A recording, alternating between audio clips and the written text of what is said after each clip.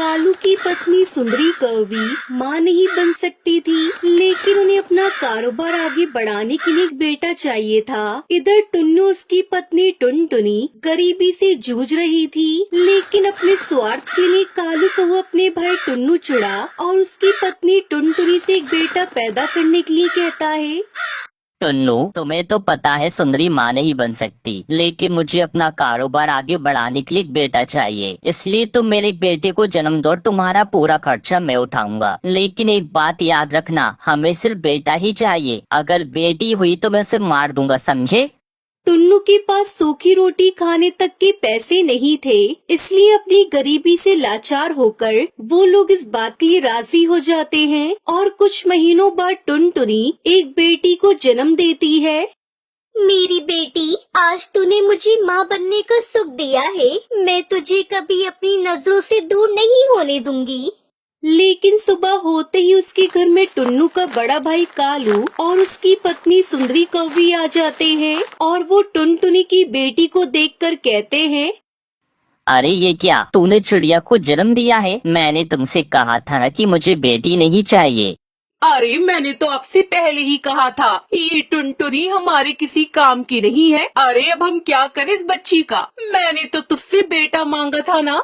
भैया, बेटा और बेटी तो ऊपर वाले के हाथ में होता है। भला हम इसमें क्या कर सकते हैं? इसलिए अब हमारी बच्ची को हमें दे दीजिए। हम इसका अच्छे से पालन पोषण करेंगे। क्या कहा तूने? तू पालन पोषण करेगी इस बच्ची का? अरे अगर तुम दोनों इस बच्ची का पालन पोषण करोगे तो मेरे पैसों का क्या होगा? इस बच्ची के तो मैंने तुझे पैसे दिए हैं, इसलिए इस बच्ची के साथ क्या करना है वो मैं तय करूँगा। इतना बोलकर कालू टुनटुनी के हाथ से बच्ची को छीन लेता है। मैं आपके आगे हाथ जोड़ती हूँ, आप मेरी बच्ची को मत मारिए। सुंदरी, तुम इन दोनों को संभालो, मैं तब तक इस बच्ची को ठिकाने लगा कर आता हूँ। इतना बोलकर कालू उस बच्ची को अपने पुराने सेब के बगीचे में ले जाकर दफना देता है। कालू एक बहुत ही दुष्ट कौवा था और उसके पैसों की दोस्त के आगे टुनटुनी और टुन्नू की बिल्कुल नहीं चलती थी, इसलिए उन्होंने जबरदस्ती टुनटुनी को फिर से बच्चा पैदा करने के लिए मजबूर किया। लेकिन इस बार भी टुनटुनी एक बेटी को ही जन्म देती है और कालू फिर से उस बच्ची को अपने उसी सेब के बगीचे में दफना देता है जहाँ उसने पहली बच्ची को दफनाया था। और इस तरह टुनटुनी 3 बच्चियों को जन्म देती है और कालू तीनों को ही सेब के बगीचे में दफना देता है। फिर कालू, सुंदरी, टुन्नू टुनटुनी को अपने घर से बाहर निकाल देते हैं। सेब के बगीचे के ही आसपास एक बहुत बड़ा तालाब था, इसलिए टुनटुनी और टुन्नू उस तालाब के पास जाकर बैठ जाते हैं। टुनटुनी, मैंने कभी नहीं सोचा था कि मेरा खुद का बड़ा भाई मेरे साथ ऐसा करेगा। सही कह रही हूँ जी। आजकल तो पैसों के लिए भाई भाई एक दूसरे की जान ले लेते हैं। फिर तो उन्होंने हमें सिर्फ घर से निकाला है, लेकिन अब हम लोग कहाँ जाएंगे, क्या खाएंगे? फिर वो दोनों बगीचे के पास ही अपना घोंसला बना लेते हैं। कालू कौवे ने जिन बच्चियों को सेब के बगीचे में दफनाया था वो लोग अभी तक मरे नहीं थे, क्योंकि जमीन के अंदर का तापमान अच्छा था और मिट्टी गीली थी, जिस वजह से उन बच्चियों को पीने का पानी मिल रहा था और वो बच्चियां जिंदा थी। और आज उन लोगों ने अपने माता पिता की सारी बातें सुन ली।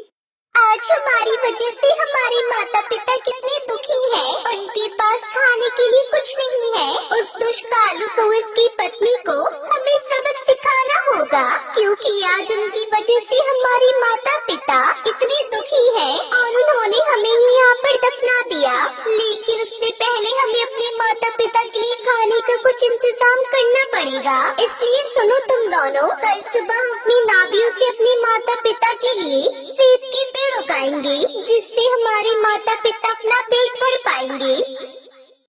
इतना बोलकर वो तीनों बहनें राजी हो जाती हैं। उसी रात तीनों बच्चियों ने अपने पेट से सेब के 3 पेड़ उगाए और सुबह होते ही उन पेड़ों पर ढेर सारे सेब लग गए। जब सुबह उठकर टुन्नू ने देखा, अरे टुनटुनी, जल्दी बाहर आओ, देखो हमारे घोंसले के आगे 3 सेब के पेड़ उगे हैं।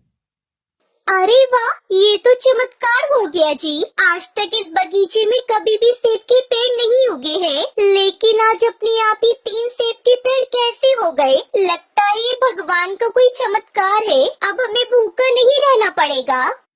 ये कहकर टुन्नू बहुत सारे सेब तोड़ लेता है। फिर वो दोनों पति पत्नी पेट भर सेब खाते हैं। टुन्नू जी, हमने आज तक कितनी मुश्किलों का सामना किया है, लेकिन आज हमें रहने के लिए सुकून से जगह और पेट भरने के लिए खाना मिल रहा है। लेकिन पता नहीं हर रोज इस पेड़ पर सेब कहाँ से आ रहे हैं। इस तरह टुनटुनी चिड़ी और टुन्नू सुकून से रहने लगते हैं। लेकिन उनकी ये शांति ज्यादा दिनों तक नहीं थी, क्योंकि एक दिन जब कालू उसकी पत्नी सुंदरी वहाँ से गुजर रही होते हैं, तभी वो लोग टुन्नू और टुनटुनी को सेब खाते हुए देख लेते हैं। अरे ये नमक हराम यहाँ क्या कर रहे हैं? अरे आपने इन दोनों को घर से निकाल दिया, लेकिन फिर भी ये दोनों यहाँ सुकून से जी रहे हैं और हमारे ही बगीचे में सेब उगाकर अपना पेट भर रहे हैं। लेकिन कोई बात नहीं, कल हम दोनों इन दोनों को दुनिया से ही मिटा देंगे। अगले दिन सुबह उठकर जैसे ही टुन्नू सेब तोड़ने जा रहा होता है, उसी समय कालू उसकी पत्नी वहाँ पर ट्रैक्टर लेकर आ जाते हैं। क्यों रे टुन्नू, मेरे ही बगीचे में चारों तरफ सेब उगाकर अपना पेट भर रहा है, तुझे जरा भी शर्म नहीं आई? अरे नहीं भैया, मैंने कोई चोरी नहीं की। आप हम दोनों को छोड़ दीजिए। हमारे पास रहने के लिए कोई जगह नहीं है, इसलिए हम यहाँ पर आकर रह रहे थे। अरे अब तुम दोनों को रहने और खाने की चिंता करने की कोई जरूरत नहीं है, क्योंकि आज हम तुम दोनों को हमेशा के लिए इस दुनिया से ही मुक्त कर देंगे। लेकिन उससे पहले मैं सेब के पेड़ को जरा जड़ से उखाड़ दूंगा। इतना बोलकर कालू ट्रैक्टर उन तीनों सेब के पेड़ पर चढ़ाने की कोशिश करता है। तभी वो तीनों बच्चियां भी बाहर आ जाती है। कैसे हो बड़े पापा, आपने हमें पहचाना? ये देखकर कालू सुंदरी डर के मारे दूर हट जाते हैं, क्योंकि उन बच्चियों के शरीर पर एक एक सेब लगा हुआ था। अरे कौन हो तुम लोग? अरे हम वही बच्चियां हैं जिन्हें आप लोगों ने बड़ी ही बेरहमी से यहाँ दफना दिया था। अरे नहीं, ऐसा नहीं हो सकता। और इस तरह तीनों बेटियों ने अपनी शक्तियों से कालू सुंदरी को जमीन में दफना दिया और अब टुनटुनी और टुन्नू को उन दोनों के अत्याचारों से मुक्ति मिल गई और वो लोग अपनी बच्चियों को वापस पाकर बहुत खुश हो जाते हैं, क्योंकि अब उनके पास घर, जमीन और उनकी तीनों बेटियां होती हैं।